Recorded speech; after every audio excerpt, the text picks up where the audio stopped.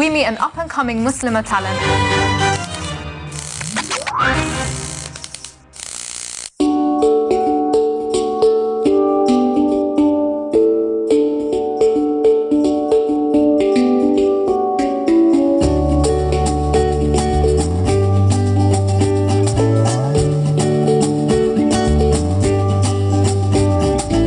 Well, I'm from London. A few years ago I graduated from the University of Westminster, where I studied Arabic as well as international relations, and as part of my studies there I spent some time in Egypt, in the city of Alexandria, and it was really during that time which kind of inspired me to do a lot of the work that I'm doing at the moment, especially the writing. I started writing my first book out there, looking at Egypt through the eyes of a foreigner.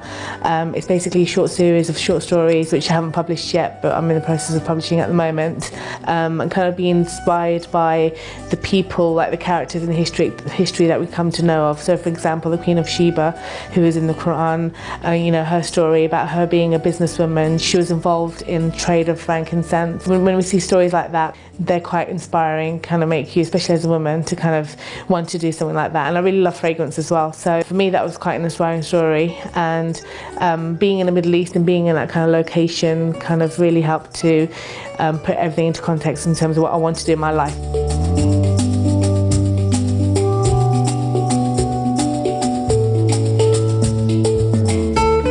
So I came home and started blending, you know, playing with lots of different oils.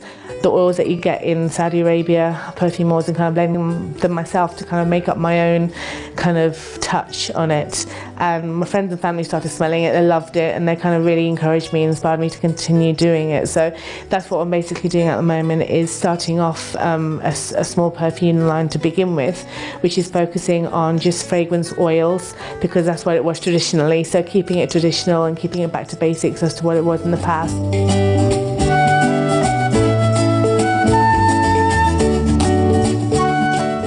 I do a lot of reading. I like to read about figures in Islamic history, for instance, like Khadija, the wife of Prophet Muhammad sallallahu alaihi wasallam. She was a businesswoman, and very powerful businesswoman. She was very well known. So stories like that really inspire me, as well as my family and my friends. My own mother was very hardworking.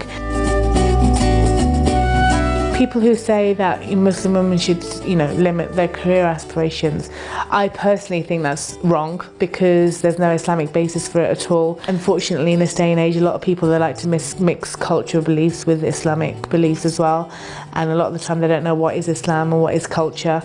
I think it's important to define both and keep both separate. Culture is really important. Obviously, you know, I love culture. It is important, but I think it's quite important to have that line. In fact, Islam actually promotes women's, you know, ability to do business, ability to earn her own living. Allah subhanahu wa ta'ala, He's given us these talents, and it would be just kind of like a waste to kind of like not use those talents. So I think a lot of women in the Muslim community, they do have a lot of talents there, but they're just not able to utilize it, or they're not sure how to utilize it.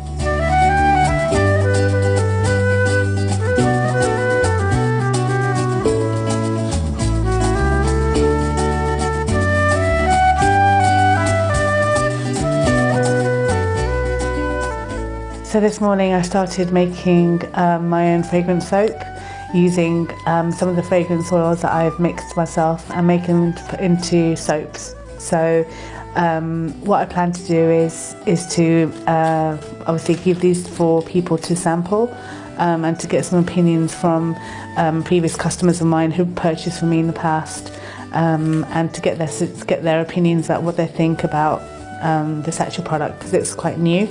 There's a difference because it's Arabic soap, so it's like Arabic perfume soap. So instead of like just the usual kind of Dove soap that you get, for instance, this will make your hands smell like Arabian perfume. So, you know, you will smell things like saffron and amber and musk, oud, those types of things.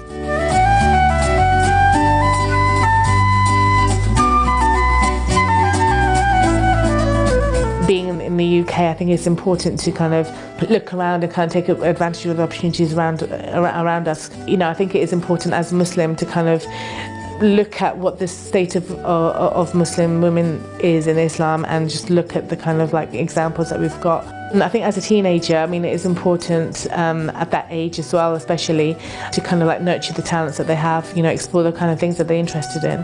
When you're a teenager, you know, you have all these mixed emotions, you know, you don't know what to do, you're confused, and, you know, you're easily influenced as well. So I think it's just important to kind of be focused and build your life and make sure that you have a stability for your future and your generations as well.